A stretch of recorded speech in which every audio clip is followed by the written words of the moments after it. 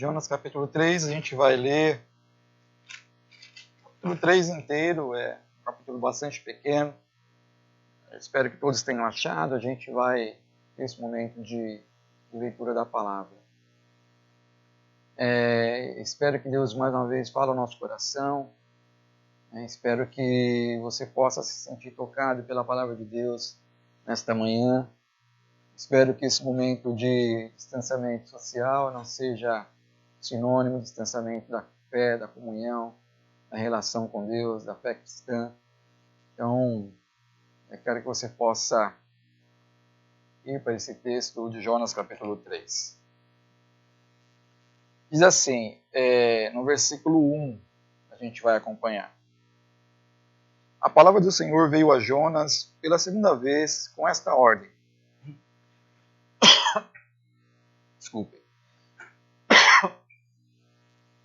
Com esta ordem. Vá à grande cidade de Nínive e pregue contra ela a mensagem que eu lhe darei. Jonas obedeceu a palavra do Senhor e foi para Nínive. Era uma cidade muito grande, sendo necessários 3 dias para percorrê-la. Jonas entrou na cidade e a percorreu durante um dia, proclamando: daqui a 40 dias Nínive será destruída. Os ninivitas creram em Deus, proclamaram um jejum, e todos eles, do maior ao menor, vestiram-se de pano de saco. Quando as notícias chegaram ao rei de Nínive, ele se levantou do trono, tirou o manto real, vestiu de pano de saco e levantou-se sobre a cinza. Então fez uma proclamação em Nínive. Por decreto do rei e de seus nobres, não é permitido a nenhum homem ou animal, pois bois ou ovelhas, provar coisa alguma. Não comam nem bebam.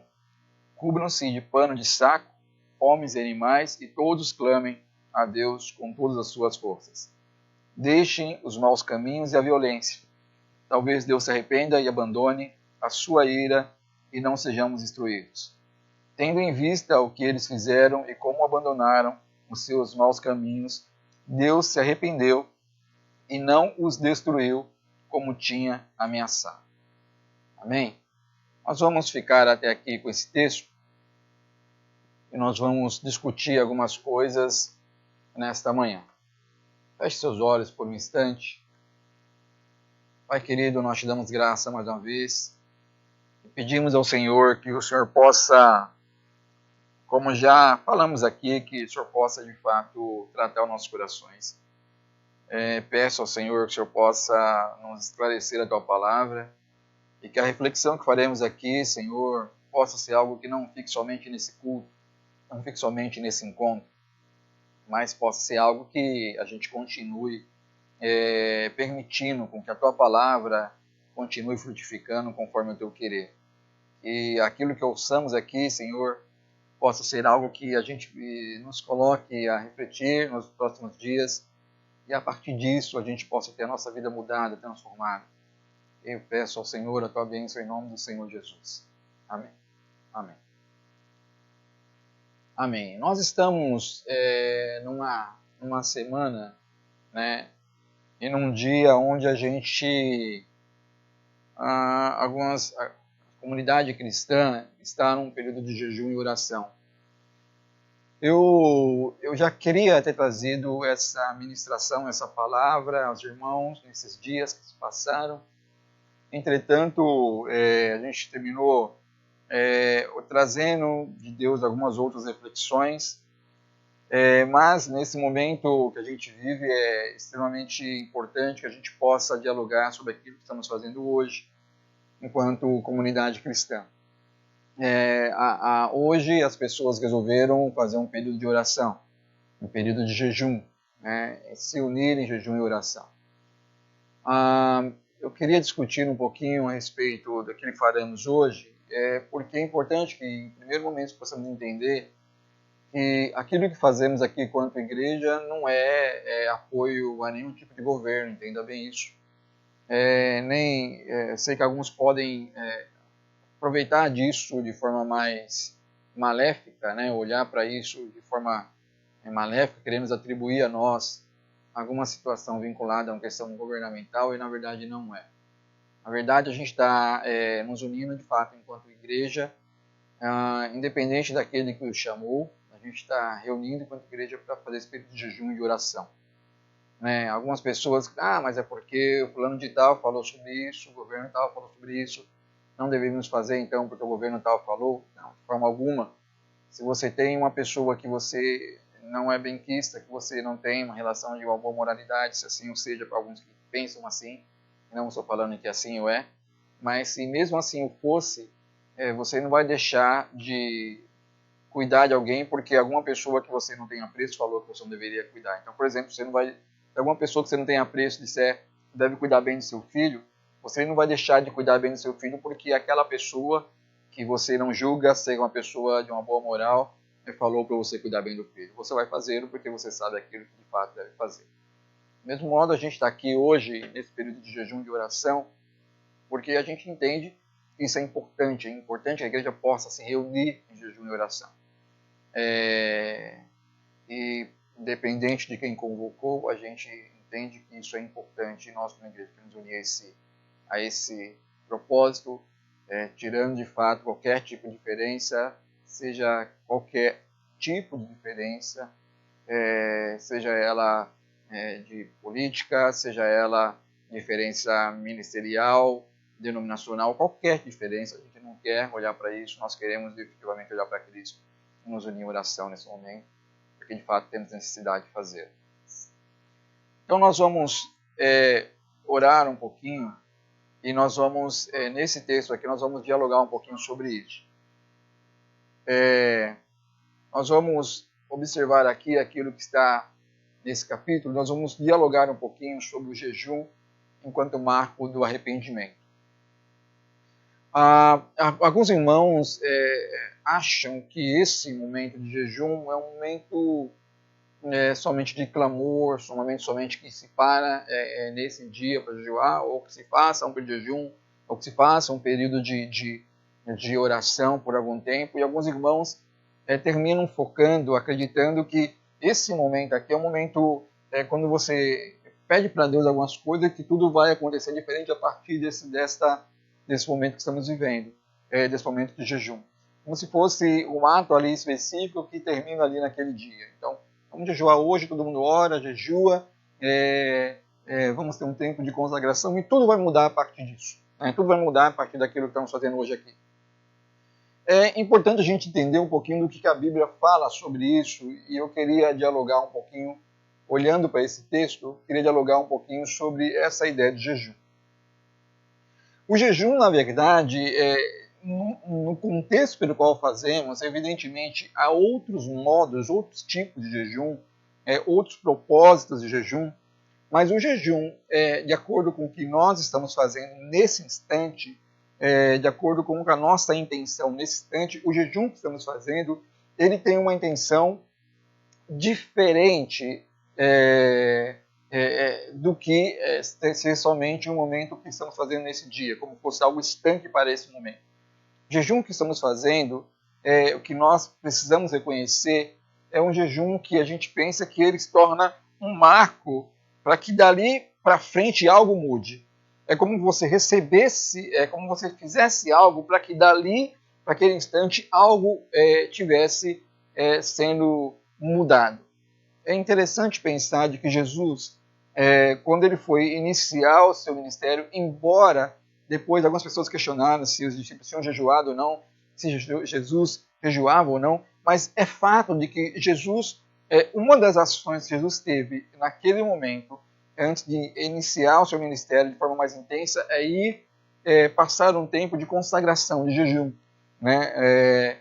Eu não assisti esses dias à pregação do pastor Luiz Saião, não sei se é sobre isso que ele fala, mas eu lembro que o pastor Luiz Saião falava sobre uma quarentena que deu certo. De fato, Jesus fez ali um tempo, que fez uma quarentena, um tempo onde ele jejuou, onde ele orou, ele buscou, e dali por diante alguma coisa mudou no contexto do seu ministério, da sua vida, e nós vamos ver um pouquinho disso, que isso tem a ver com Nínive e tem a ver com algumas outras situações também, onde as pessoas, num momento, num marco na história, vão identificar o jejum como esse marco na compreensão do ser humano, esse marco na compreensão daquilo que estão fazendo a partir disso.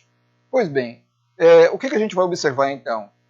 O jejum ele se torna crucial quando nós entendemos que ele é um reconhecimento de que o sofrimento que a gente está lidando está correlacionado ao pecado pelo qual temos.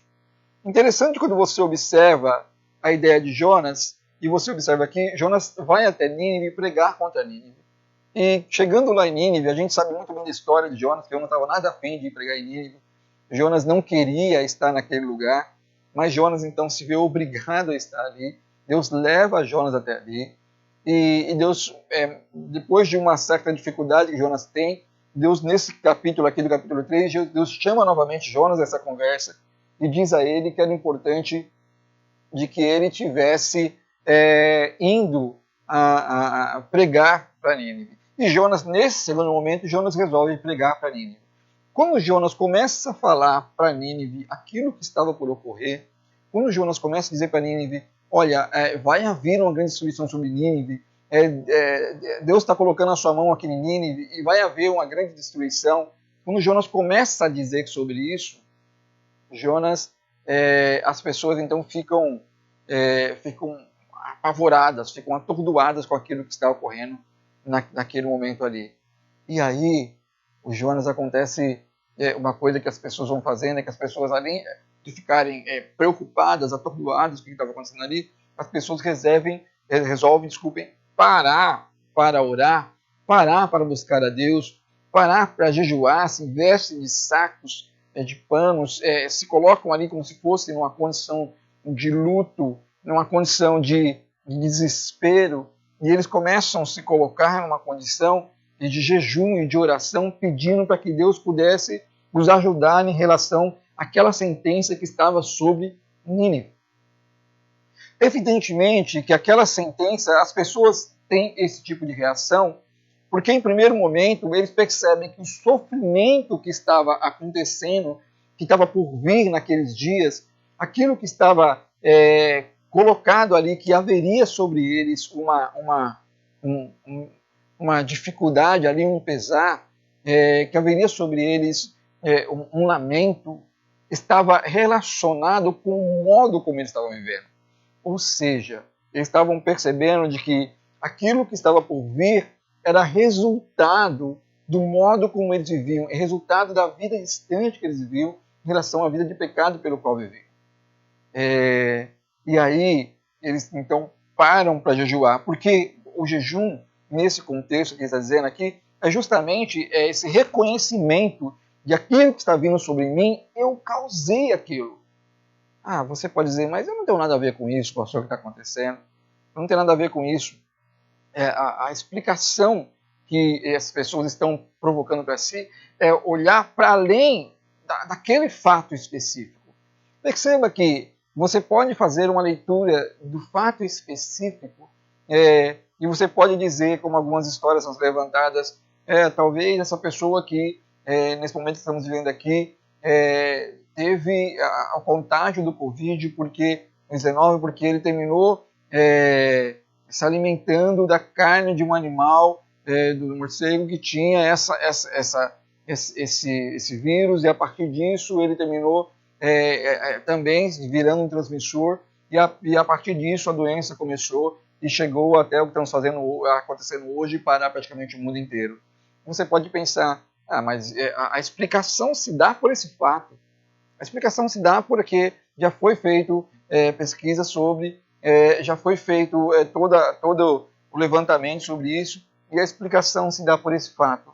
E aí eu poderia dizer para você, sim, do ponto de vista daquilo que vemos humanamente, a explicação se dá por esse fato. Mas se a gente conceber que existe uma realidade muito maior, uma realidade espiritual, a gente diria que se Deus permitiu, se Deus, como a gente já pregou em outra ocasião aqui, inclusive também aqui pelo Face, se Deus permitiu com que nós passássemos a situação que estamos passando, se Deus não fez com que somente aquele homem passasse aquela situação, e isso chegasse até todas as nações pelo qual chegou, o que é que Deus, o que é nosso em tudo isso? quais são as dificuldades, quais aquilo que nos cabe em relação a tudo isso. Porque certamente isso não teria chegado a nós, não teria chegado a cada um de nós, se não houvesse um propósito de Deus. Isso não se estenderia para o mundo inteiro se não houvesse o propósito de Deus. Se eu não estou enganado, eu acho que foi em 2012, eu estava vendo esses dias, pesquisando um pouquinho sobre isso, uma pessoa dizia, um pesquisador dizia sobre o problema que tinha daquelas pessoas lá na China comerem carne desse tipo de animal, que tinha esse tipo de vírus, que poderia ser uma grande bomba relógio, dizia esse pesquisador, mas por que somente em 2020 isso foi acontecer? Por que se estendeu de tal forma? Por que não ficou num povoado ali? Exatamente, a ideia não é procurar alguns porquês, mas talvez entender que isso tudo chegou até nós por uma causa. E talvez uma das causas que o pessoal de Nínive percebe é olhar para si mesmo e falar: aquilo que aconteceu, eu não sou vítima daquilo que aconteceu. Algo aconteceu porque eu também causei essa situação. E o povo de Nínive então começa a entrar no período de oração, de jejum, porque primeiramente eles reconhecem que esse sofrimento é fruto do seu pecado. É fruto do seu modo de viver. E aí a ideia é que eu faço o jejum quando eu reconheço que, embora o ato que desencadeou possa estar, não ser um ato meu, o ato que desencadeou toda a situação não fui eu que fiz, mas eu sou parte da causa. Quando Jonas, no capítulo 1, no versículo 7 ao versículo 12, acontece uma coisa interessante que tem a ver com isso que a gente está dizendo aqui. Jonas, capítulo 1, versículo 7 ao 12, diz o seguinte, diz assim: então os marinheiros combinaram entre si, vamos lançar sortes para descobrir quem é o responsável por esta desgraça que se abateu sobre nós. Lançaram sortes e a sorte caiu sobre Jonas. Por isso lhe perguntaram: diga-nos quem é o responsável por essa calamidade. Qual é a sua profissão? De onde você vem? Qual é a sua terra? A que povo você pertence? Ele respondeu: eu sou hebreu, adorador do Senhor, o Deus dos céus, que fez o mar e a terra. Então os homens ficaram apavorados e perguntaram: o que foi que você fez? Pois sabiam que Jonas estava fugindo do Senhor, porque ele já lhes tinha dito. Visto que o mar estava cada vez mais agitado, eles lhes perguntaram: o que devemos fazer com você para que o mar se acalme? Respondeu ele: pegue-me e jogue-me ao mar, e ele se acalmará, pois eu sei que é por minha causa que essa violenta tempestade caiu sobre vocês. Percebam que essa compreensão, com essa compreensão que eu creio que nós devemos entrar enquanto igreja quando estamos num momento de jejum como esse. Olhando para nós e perguntando: Senhor, o que eu tenho a ver com tudo isso que está acontecendo? Mas eu estou muito distante, eu estou a milhares de quilômetros de distância de onde ocorreu o fato. Sim, mas isso chegou até você. Isso impactou. Isso chegou até você. Talvez cabe a gente poder perguntar o que eu tenho a ver com isso. Jonas faz uma leitura da realidade a partir de um outro contexto. Jonas percebe que alguém poderia dizer: mas o mar está agitado, é normal, o mar fica agitado em algum momento. É normal que se aconteça uma tempestade tão grande em algum momento. É normal que a tempestade se volte, os ventos se voltem contra e causem esse tipo de situação que pode até causar dano ao navio. Teoricamente, alguém possa dizer sobre isso: é normal que isso aconteça. Mas o Jonas percebe, alguns desses marinheiros percebem: não é normal. Embora esse fato possa ser explicado por um outro modo de explicação, existe uma explicação que está por trás de tudo isso. Existe uma explicação que baseia tudo aquilo que vivemos. E o Jonas então percebe que ele poderia ser a causa de que aquelas pessoas perecessem em função do seu pecado. O Jonas então fala para eles: me joguem ao mar, livrem-se de mim, porque aquilo que está acontecendo aqui conosco tem a ver com aquilo que eu provoquei, que não veio só sobre mim, veio sobre todos. Mas isso, logicamente, tem um impacto sobre a vida daquelas pessoas que estão ali, sobre aqueles marinheiros. Então, por que nós fazemos jejum nesse momento? Porque nós entendemos, nós enquanto igrejas entendemos que nós, enquanto povo, nós enquanto nação, eu enquanto pessoa, nós enquanto Brasil, nós enquanto cada um de nós temos a nossa contribuição na história. Mas nós não somos vítimas da história. Nós somos agentes da história.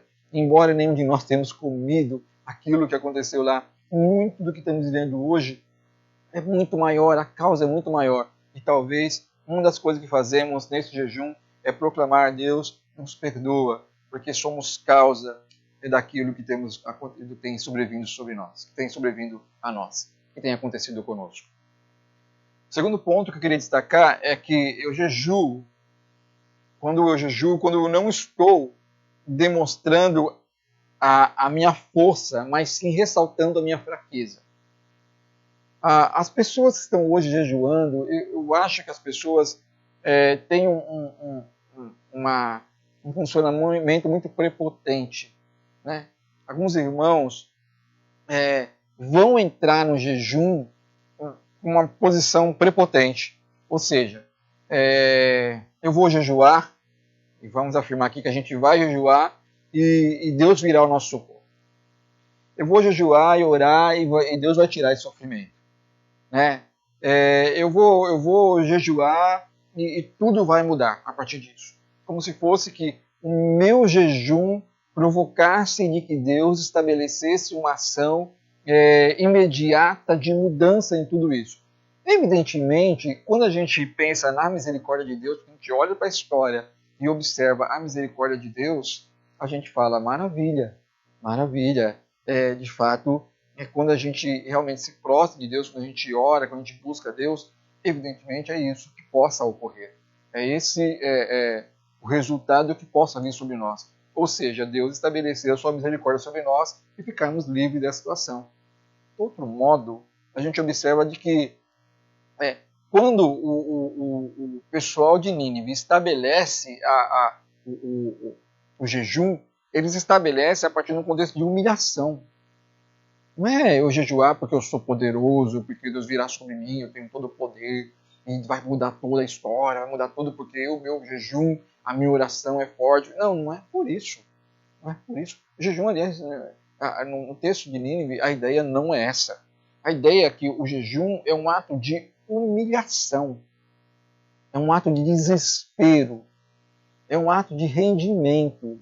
O que é você render-se? É você dizer, Senhor, eu não consigo fazer, eu não consigo mudar essa realidade. A realidade vem sobre mim de forma tão imponente que eu não consigo mudar essa realidade, eu não tenho o que fazer sobre isso.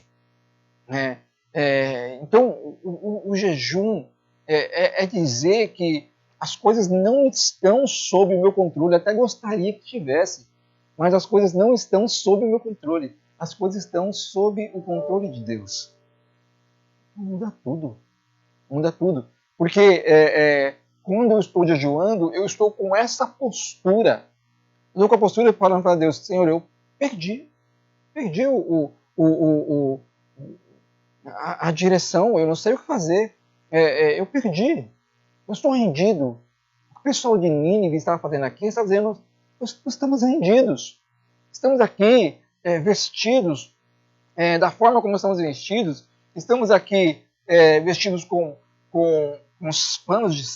panos de saco, estamos aqui lançados ao chão, estamos aqui em jejum, estamos aqui mostrando o nosso desespero, porque a gente não pode fazer nada por nós, não temos o que fazer. O jejum não é um ato de fortaleza, vai fazer e vai acontecer, não, o jejum é um ato de rendimento.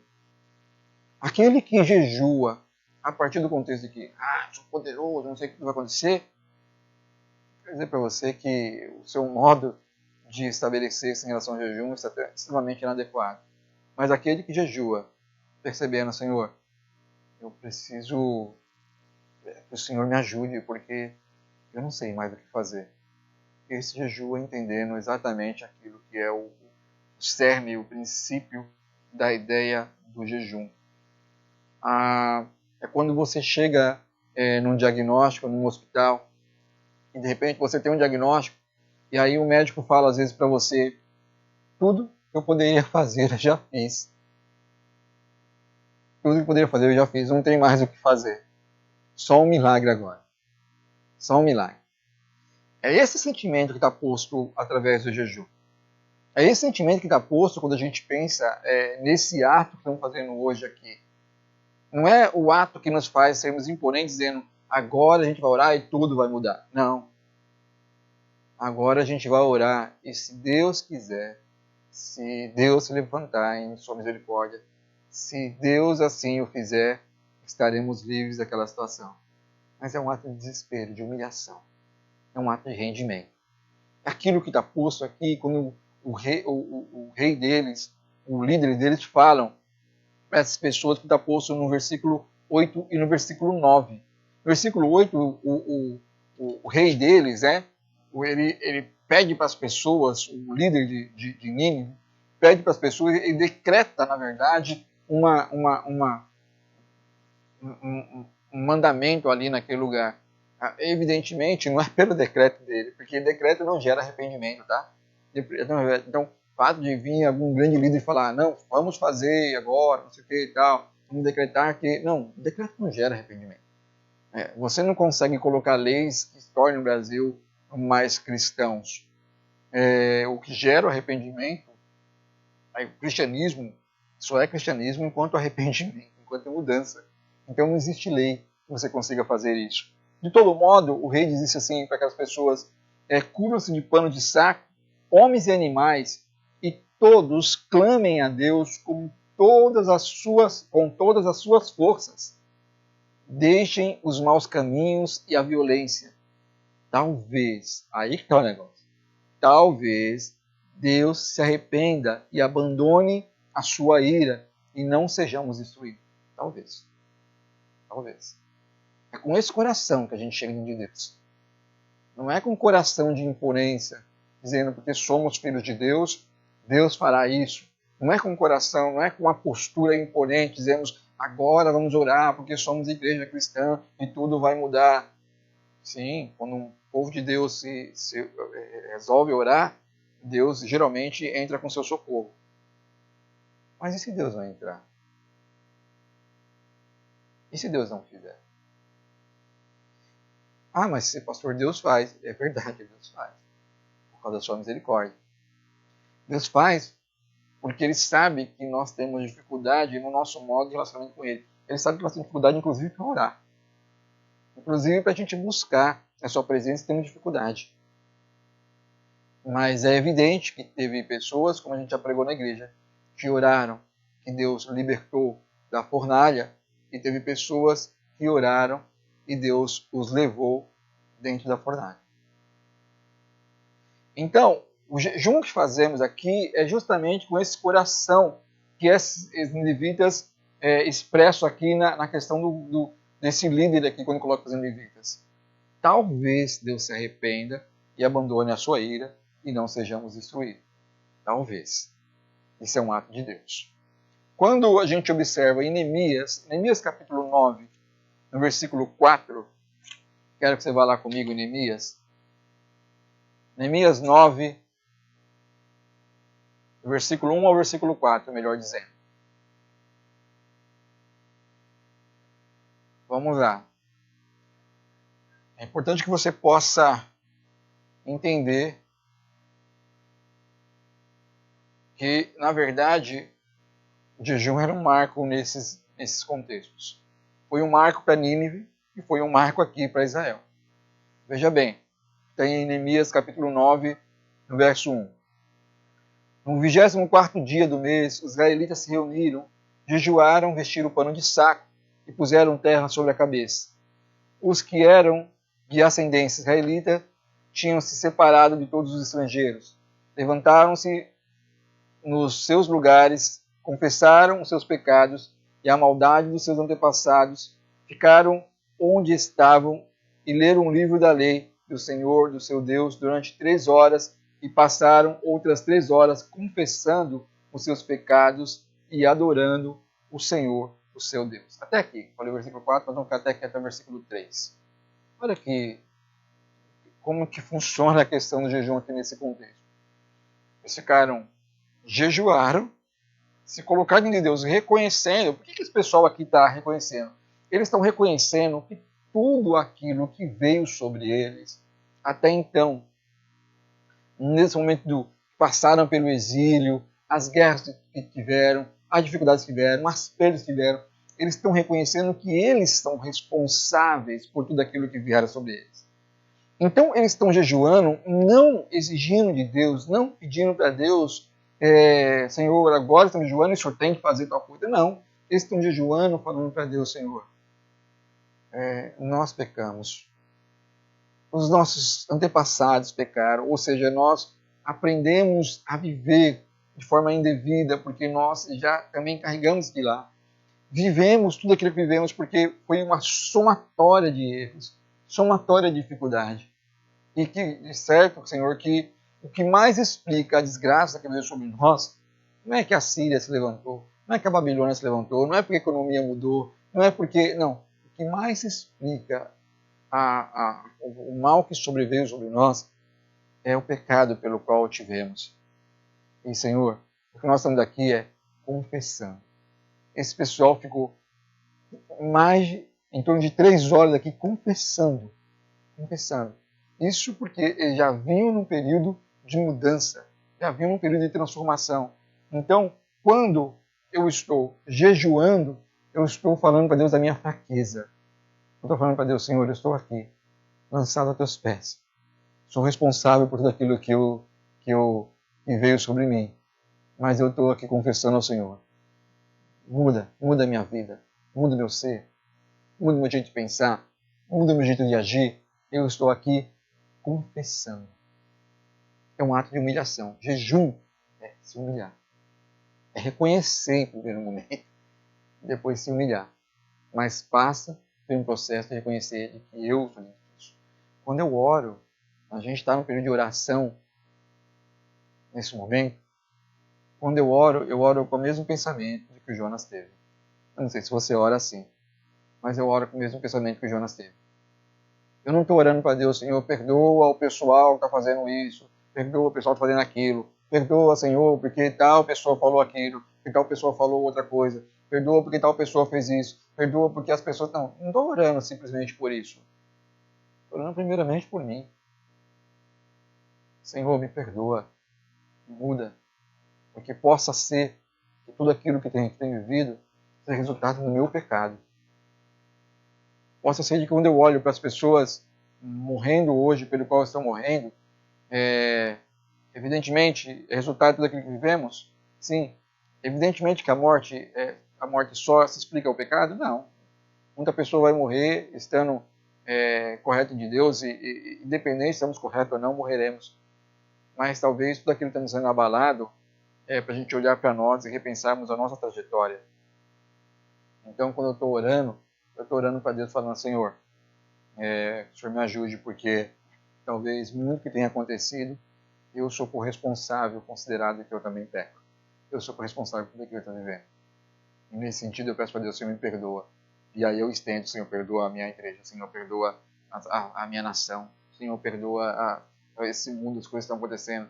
Eu vou estendendo para o macro, mas quando eu reconheço o micro, eu reconheço eu primeiro.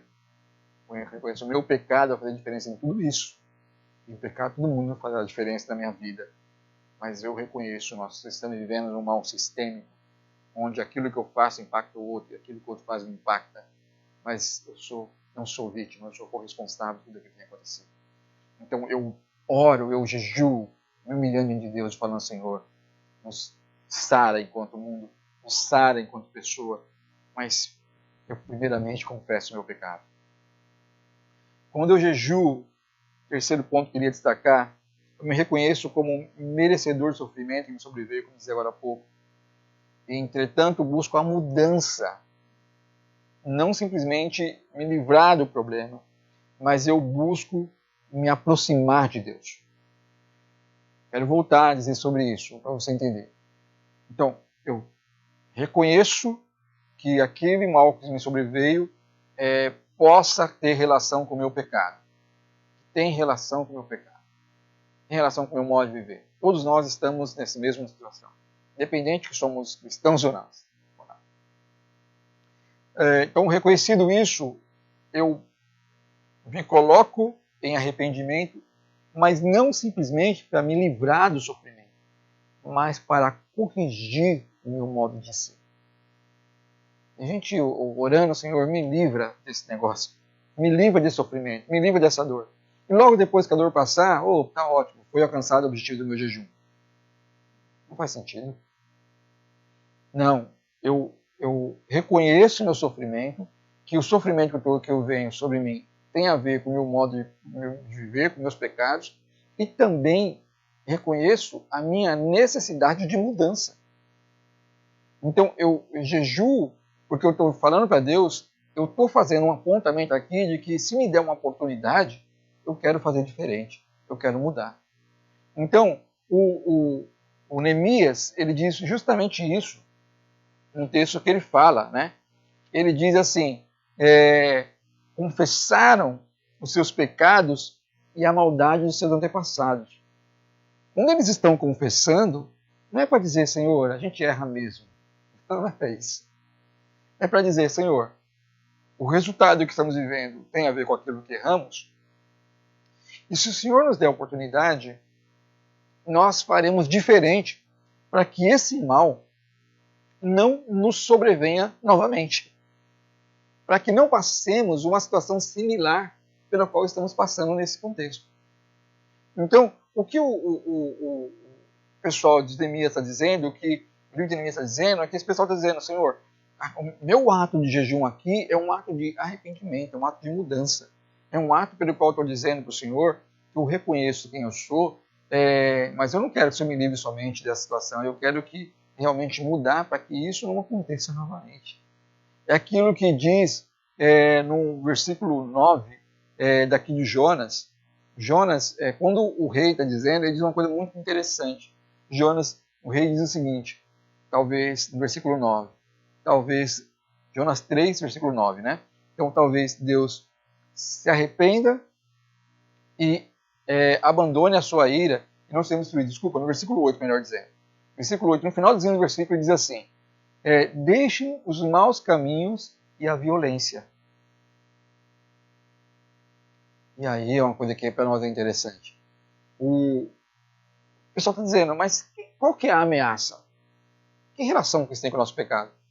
A ameaça é que venha um imperador X e destrua a nossa terra, tome Nínive. Então vamos focar nessa ameaça. O pessoal de Israel fez isso. Quando estava lá o pessoal da Síria, quando estava a Babilônia, quando estava alguns outros vindo sobre eles, eles achavam que a ameaça eram essas pessoas. E o profeta dizia, não, o problema não é esse. O problema é o nosso pecado, o problema é que nós abandonamos a Deus. Mas vocês não estão entendendo? A crítica dizia assim, alguns estudiosos da época, não, mas o problema não tem nada a ver com isso, o problema é pecado, é a Babilônia que está vindo aqui contra nós, é a Síria que está vindo, é a Síria que está vindo contra a gente aqui. O problema é isso. Não, os profetas diziam, não, o problema não é esse.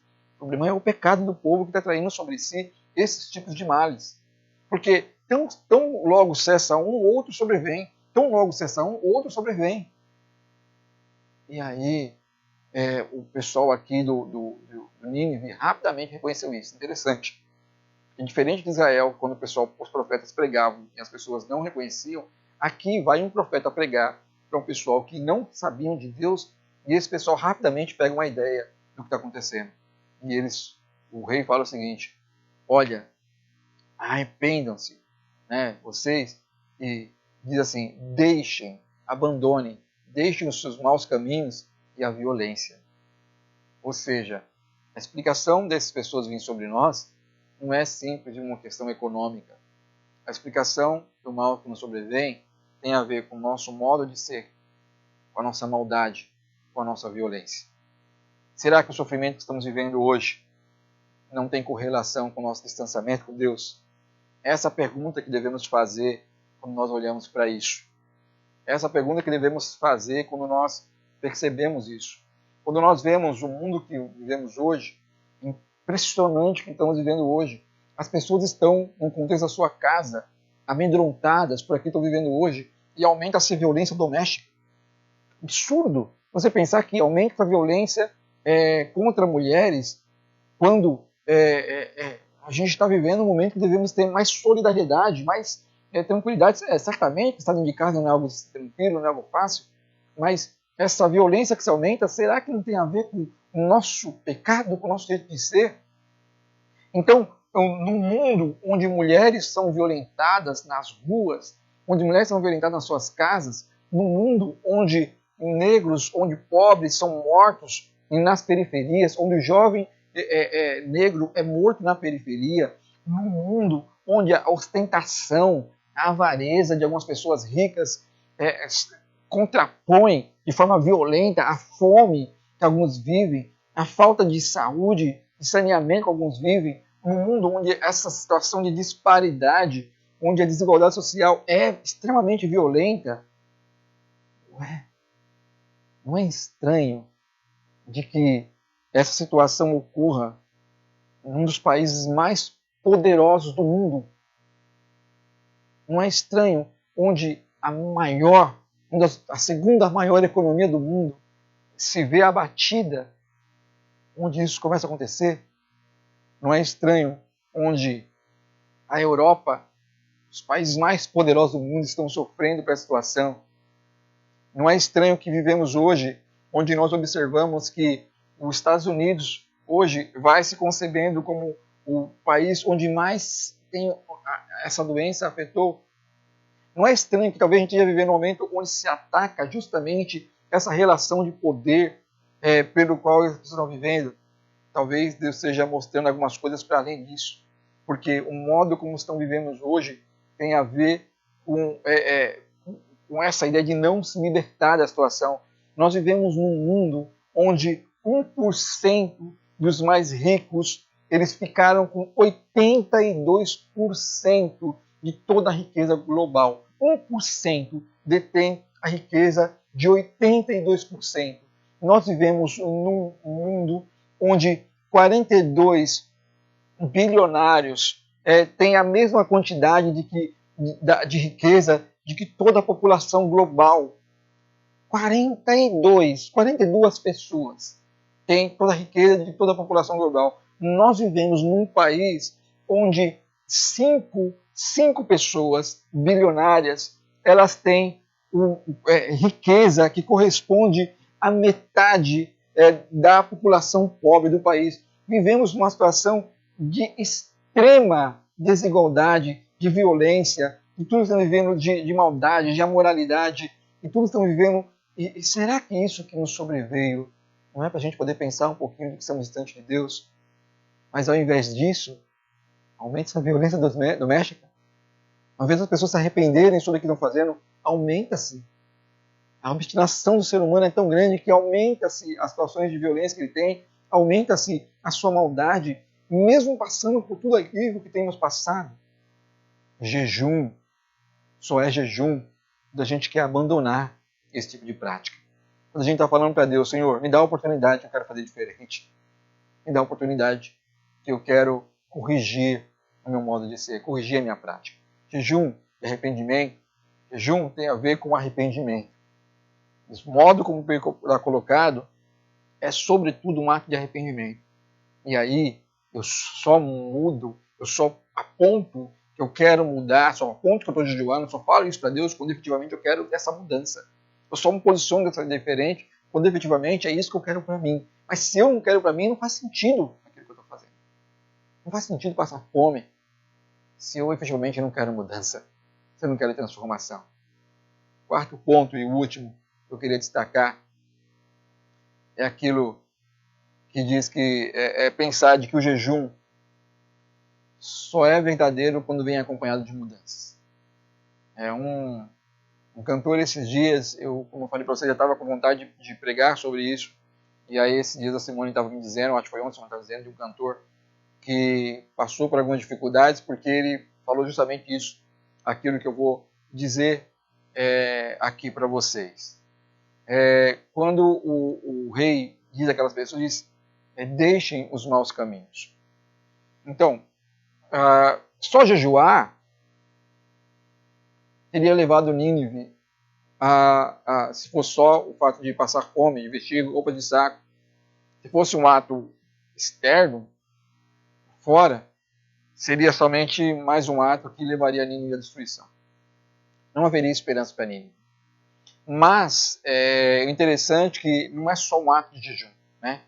Tem uma atuação posterior ao jejum, que é o pelo rei. Vamos abandonar a nossa maldade, a nossa violência. As coisas que eles percebiam de maldade em relação àquele povo, da dificuldade daquele povo. Então, Deus, é interessante que quando eles percebem a possibilidade de sofrimento, acontece uma coisa que deveríamos estar um pouco atentos, porque isso é maravilhoso de Deus. Porque Deus, embora seja justo, embora muitas vezes ele age com justiça, e aquilo que sobrevém em relação ao sofrimento é um ato de justiça, embora seja assim, Deus também faz uma coisa que é interessante. Deus nos permite o sofrimento para que saiamos melhores do que entramos naquela situação. Então, para você entender o que eu estou querendo dizer, quando você pega uma pessoa que está hospitalizada, pensa numa pessoa hospitalizada que é um ato difícil, e que a pessoa está numa situação de vida ou morte, está ali aterrorizada com a situação. Eu lembro de um irmão que estava na nossa comunidade e passou uma situação bem difícil, de vida ou morte. Eu fiquei pensando o quanto de coisa a mim saiu a esperança de que essa pessoa saísse do hospital. A mim saiu a esperança.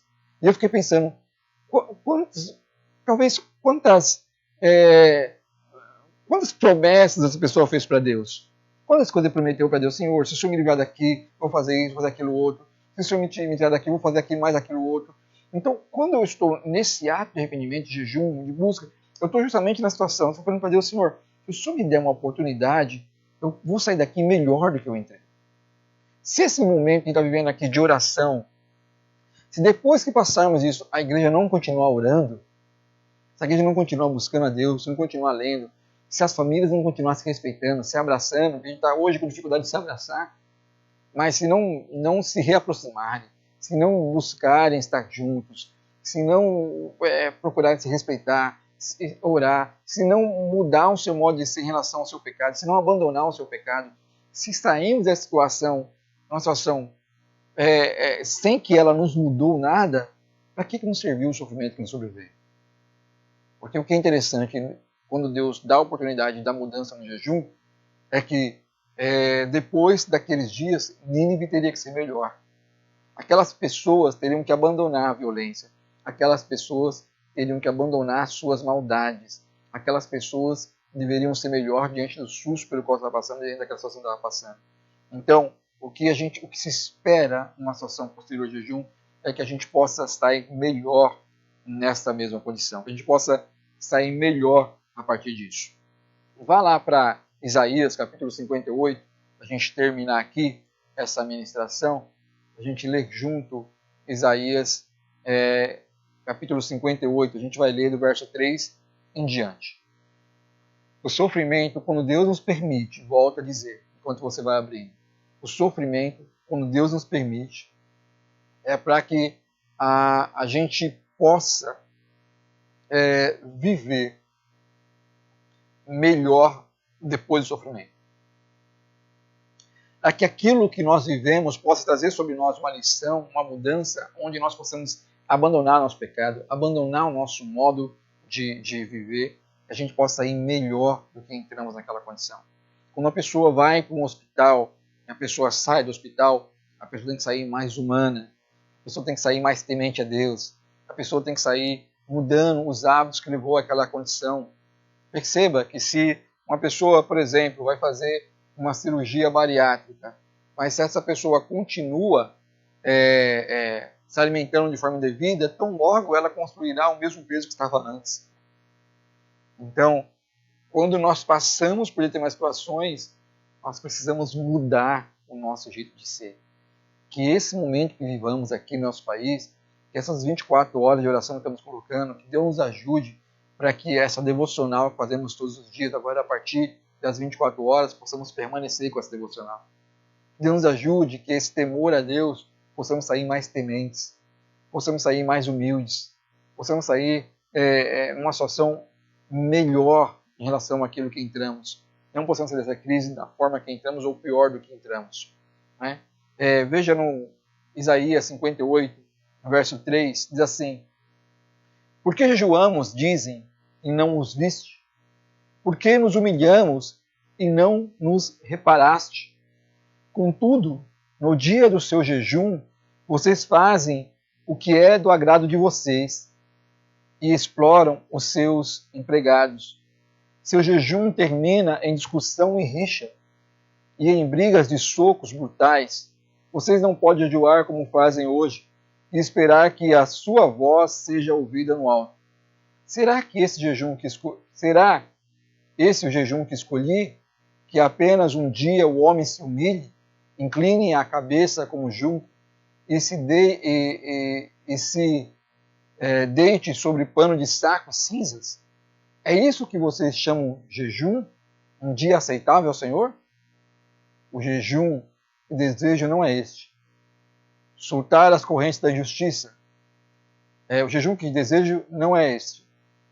Ele está dizendo, né? Soltar a corrente da justiça, desatar as cordas do jugo, pôr em liberdade os oprimidos e romper todo jugo. Está dizendo, é esse o jugo que eu quero para vocês, né? Continua perguntando, não é partilhar sua comida com o faminto, abrigar o pobre, desamparado, vestir o nu que você encontrou e não recusar ajuda ao próximo? Está perguntando, né? Assim, aí sim, a sua luz irromperá como a alvorada, e prontamente surgirá a sua cura, e a sua retidão irá diante de você, e a glória do Senhor estará na sua retaguarda. Aí sim, você chamará ao Senhor, e ele responderá. Você gritará por socorro, e ele dirá, aqui estou. Se você eliminar do meio o jugo, o opressor, o dedo acusador e a falsidade do falar. Se com renúncia própria você beneficiar os famintos e satisfazer o anseio dos aflitos, então a sua luz despontará nas trevas e a sua noite será como o meio-dia. Olha que coisa maravilhosa. Quando eu estou jejuando, eu estou fazendo um marco aqui. Que esse ato de jejum que estamos vivendo aqui enquanto igreja brasileira não seja um dia. Não seja um momento dizendo aqui para Deus, Senhor, eu estou aqui ficando 12 horas sem minha alimentação para que o Senhor possa livrar a nossa nação. Não seja somente um marco nesse sentido de um dia específico, mas seja um marco no sentido de que, Senhor, a partir disso eu quero mudar minha vida. Porque o que diz aqui o texto de Isaías? O pessoal está dizendo para Deus, Senhor, mas a gente jejuou, a gente se humilhou, a gente vestiu roupa de saco, a gente colocou o sol de cinza sobre nós, e a gente fez tudo, e o Senhor não nos ouviu, o Senhor não nos viu.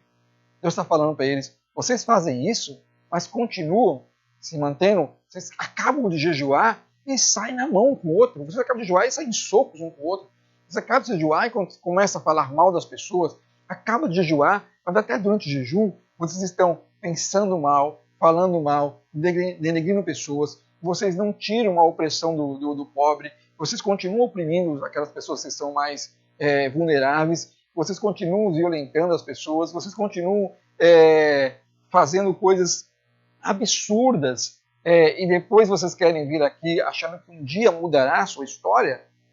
Não, o jejum que eu quero de vocês, veja o que ele está dizendo no versículo 6, o jejum que eu desejo vou tirar aqui a pergunta, porque ele está perguntando como se fosse uma pergunta retórica. Não é esse o que eu quero de vocês, ou seja, é isso que eu quero de vocês. É uma pergunta retórica. Então vou tirar aqui a pergunta. Então vou dizer qual que é o jejum que Deus quer de nós. Soltar as correntes da injustiça, desatar as cordas do jugo, pôr em liberdade os oprimidos e romper todo o jugo. Partilhar sua comida com o faminto, no versículo 7. Partilhar sua comida com o faminto. Abrigar o pobre e desamparado. Vestir o nu que encontrou, a pessoa que encontrou o nu. E não recusar ajuda ao próximo. É esse o jejum que Deus quer de nós. Se a nossa nação não estiver disposta a abandonar o seu pecado, se a nossa nação não estiver disposta a abandonar o jugo do oprimido, se a nossa nação não estiver disposta a sair dessa condição, nada de vale o nosso jejum. Eu te diria, grande parte das pessoas que nos convocaram ao jejum, grande parte das pessoas que estão convocando a nação brasileira ao jejum, não querem sair dessa condição. Te diria de que, atualmente, alguns terão um leito somente para si num quarto com uma equipe. Outros morrerão dentro de casa, como está acontecendo lá na Europa, infelizmente, porque não há nem leito. Enquanto um tem leito para si, o outro não tem leito para os seus cuidados. Enquanto um tem muito para si, o outro não tem nada. Então, quer jejuar? Maravilha, vamos jejuar. Quer orar? Vamos orar. Sim, vamos orar. Mas o jejum, ele tem que ser um marco de arrependimento. Ele tem que ser o clamor pela chance. Senhor, se o Senhor tiver misericórdia de mim e me der mais uma chance, eu vou fazer tudo diferente. Se o Senhor me der mais uma chance, eu vou lutar pela justiça. Se o Senhor me der mais uma chance, eu vou lutar pelo oprimido. Se o Senhor me der mais uma chance, eu vou vestir aquele que está nu. Se o Senhor me der mais uma chance, eu vou acolher o necessitado.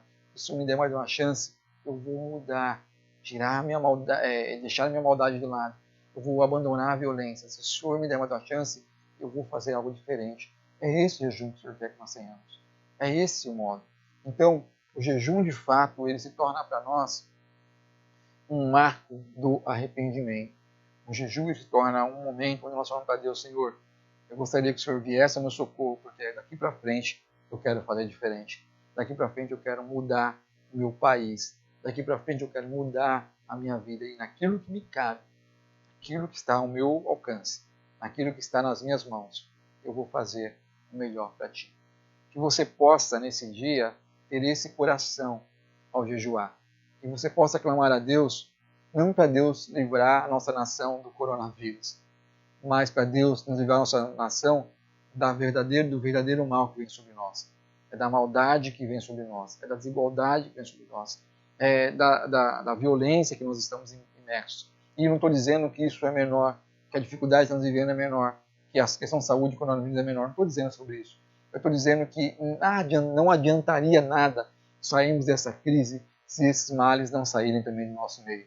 Não adiantaria nada olharmos para esse sofrimento que vivemos sem olhar para tudo que fazemos que possa ser a causa do sofrimento que vivemos. É isso que estou dizendo. Que a gente possa jejuar e orar nesse dia, pensando justamente isso. Que o Senhor nos ajude em relação a essa situação. Amém? Nós vamos, nesse momento, fechar os nossos olhos e nós vamos orar ao Senhor. A nossa oração, Pai, nesse dia, Pai, nós queremos nos unir em oração, Pai. Queremos, Senhor, proclamar, Senhor, em primeiro momento, Pai, nós queremos reconhecer, Senhor. Reconhecer, Deus, que tudo aquilo que vem sobre nós, Senhor, é porque há um propósito. Reconhecemos, Deus, que tudo aquilo que vem sobre nossas vidas é porque tem um propósito do Senhor para que nós possamos nos posicionar em relação àquela situação. Talvez seja reconhecer o pecado, como aconteceu aqui em Nínive. Talvez seja um modo de a gente muitas vezes ser aperfeiçoados em ti, como a tua palavra nos fala, Deus, que não veio sobre vocês nenhuma tentação que não fosse humana, nenhum sofrimento, nada que não fosse humano.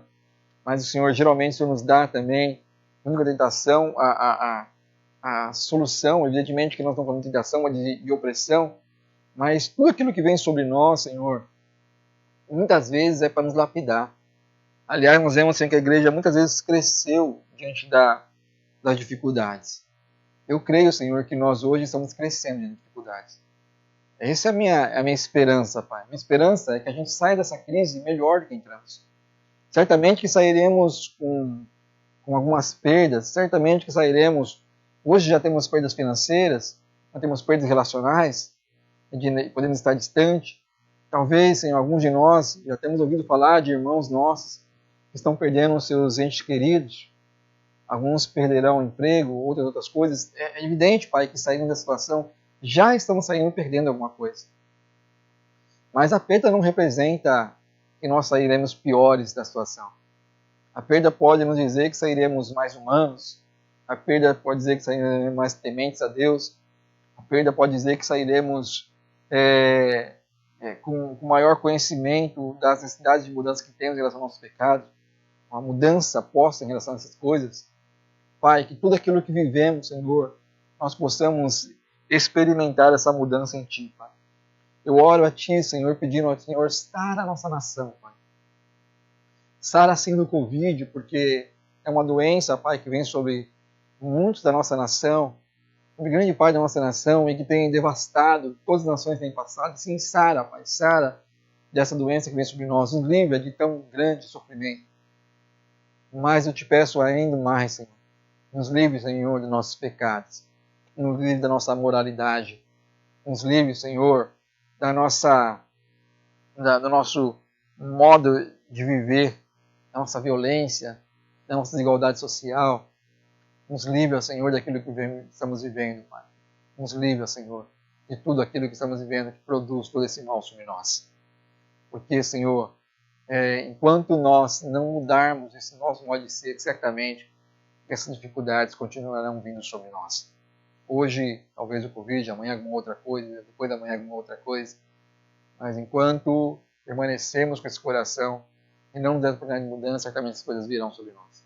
Mais do que isso, Pai, se de fato estamos diante de uma realidade que se diz dos fins dos tempos, de fato tudo aquilo que vivemos é resultado do final dos tempos, a única coisa que nos cabe realmente é mudar nosso interior, porque a realidade que está posta, teoricamente, nós não mudaríamos, mas se fomos acometidos por um apocalipsismo, onde a cada dia mais veremos essas coisas acontecendo, Pai, a única coisa que nos cabe é realmente mudar nosso coração. Por isso, que cada situação que vivemos, a gente possa estar melhorando nosso relacionamento, a nossa intimidade contigo, melhorando nós enquanto seres humanos, do modo como qual o Senhor projetou que o ser humano fosse, assim como Jesus é.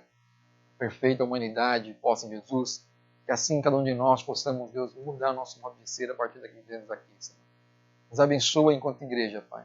Porque mesmo estando distantes, nós queremos estar unidos por essa mesma fé, por esse mesmo Espírito, Pai. Obrigado, Senhor, pela tua unção aqui, pela tua glória, por esse momento que nos deu aqui. Em nome de Jesus. Em nome de Jesus.